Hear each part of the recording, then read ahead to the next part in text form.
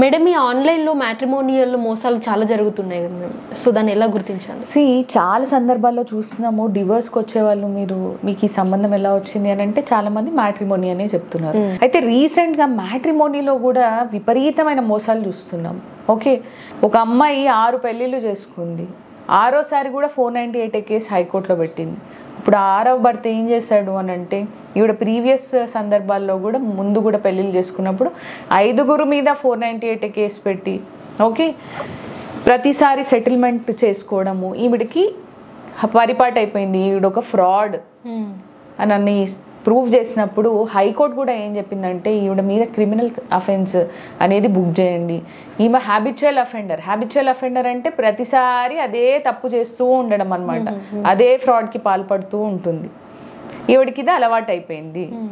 So ఇలాంటి వాళ్ళు చాలామంది వస్తున్నారు మ్యాట్రిమోనియల్ సైట్స్లో. అలయన్సెస్, పెళ్లి సంబంధాలు కుదుర్చుకునేటప్పుడు జాగ్రత్తగా బ్యాక్గ్రౌండ్ వెరిఫికేషన్ ఇవన్నీ చెక్ చేసుకోవాలి. చాలా మటుకు డివోర్స్లకి లీడ్ చేస్తున్నాయి.